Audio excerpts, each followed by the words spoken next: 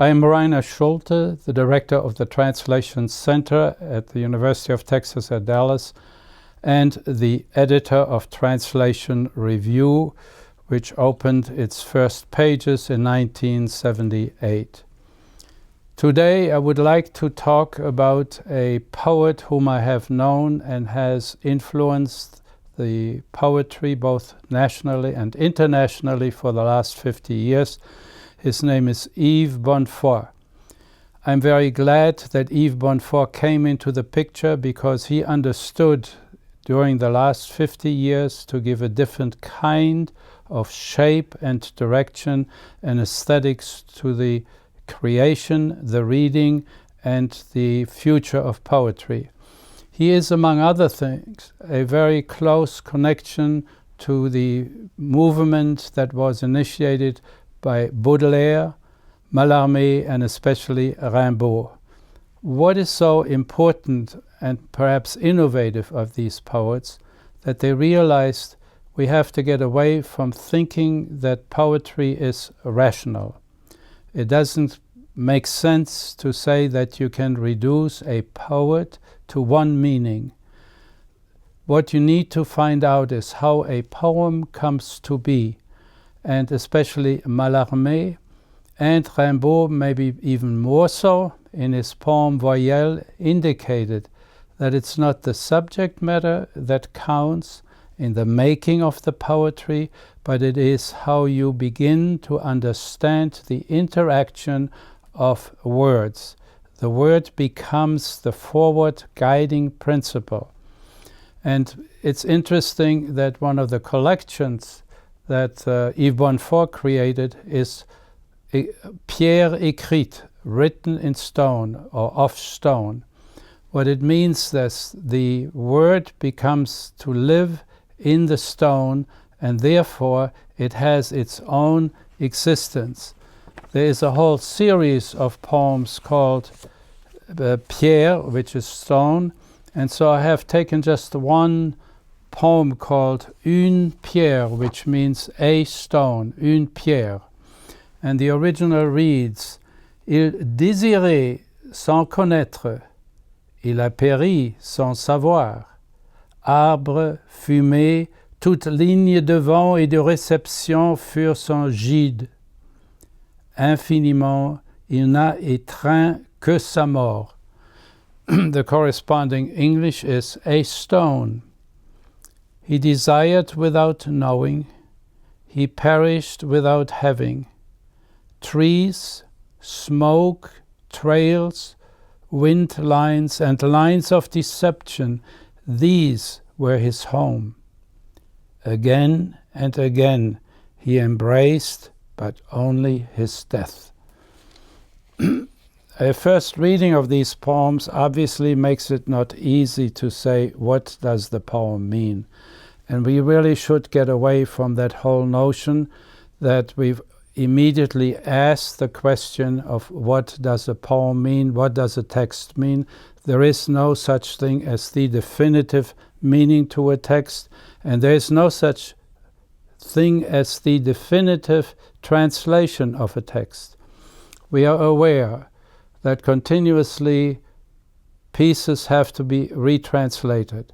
The original work stays, but the translation shifts, changes, innovations, etc., because of the change of language, the change of cultural habits, cultural associations, and also words in themselves begin to change.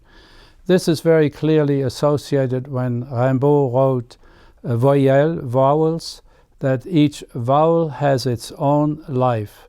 And to say, I can define what the meaning of the vowel is, that just does not work. So he creates 5 vowels, and each vowel all of a sudden begins to have a meaning, an association, a power, and an effect by itself. We need to understand that this is the change of how to read poetry in the future. Yves Bonnefoy, one of the powerful poets of the last 50 years. He died in 1993 and is known by almost all the countries in the world, has been translated into 30 languages, and he himself was also a translator, has translated Shakespeare, Donne, Yeats, and a few other English-speaking poets and writers. He himself obviously has done a tremendous amount of translation from the Shakespeare plays. There are about 10 plays that he has translated from the plays of Shakespeare, and this, to a great extent, is responsible for Shakespeare having had a very favorable and very enlarged presence in the French-speaking environment. So one of the things that I come back to is that what is the nature all of a sudden that we cannot go and begin to ask the first question for a poem, what does it mean? And there is a nice little poem by Yves Bonnefoy that is called Art de la Poésie, the art of poetry. I will just read it. It's a very short poem, first in French and then in English. Dragué fut le regard hors de cette nuit. Immobilisé et séché les mains, on a réconcilié la fièvre. On a dit au cœur d'être le cœur.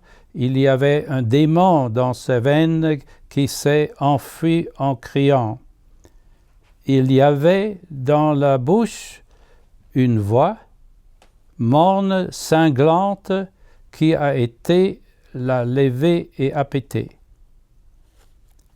The art of poetry. Out of that night the eyes were dredged.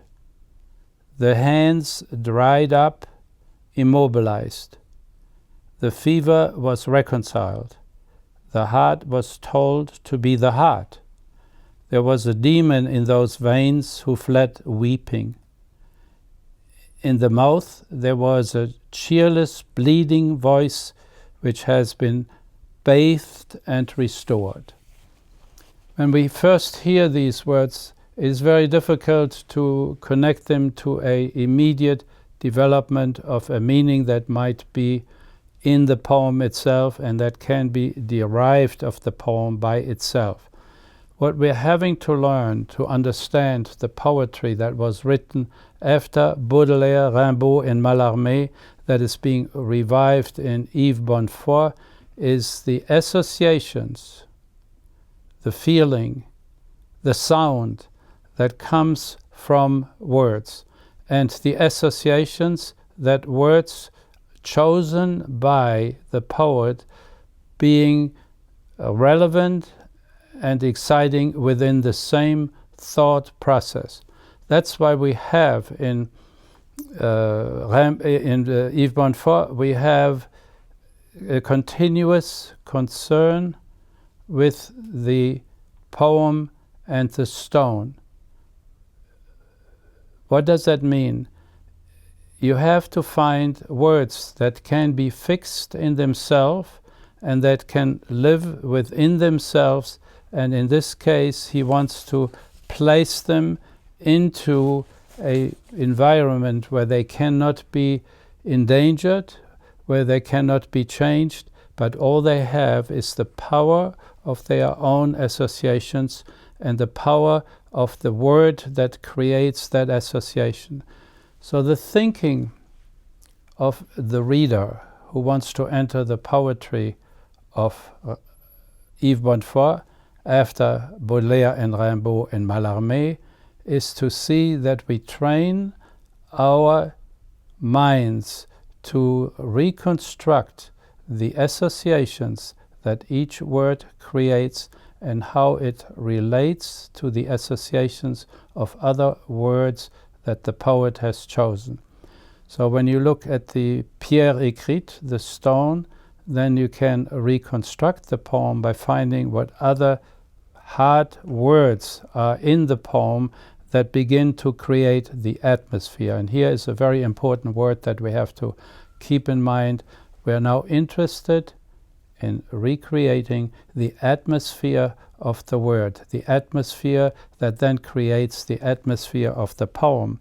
If you look at a stone, you have trees, you have trails, you have other hard-looking, hard associations that the words create, and what the favor is, or what the result of that is, that the reader can begin to activate his or her capacity of creating associations, not only within the word, in this case it's the stone. There are several poems that just say a stone, une pierre, and then finding other words where the associations create that atmosphere of stoneness. If you have 5, 6, 7, 8 poems that have the heading stone, then one has to begin to think, what is it in the stone that creates the atmosphere, and what other words are in the poem that support the power and the effect of the stone. One of the first books that Yves Bonnefoy published and has made him somewhat famous is On the Motion and Immobility of Douve. So here is another indication of how he sees the poetry.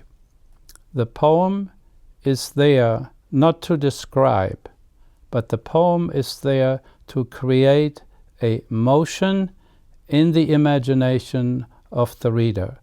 And in this case, also the motion at one point becomes the immobility of the motion, and that juxtaposition creates the atmosphere of the poem. In this case, it's Douve, a kind of strange character that is being recreated on the motion and immobility of Douve. So, looking at Yves Bonnefoy, why is he so important in the context of 20th century poetry?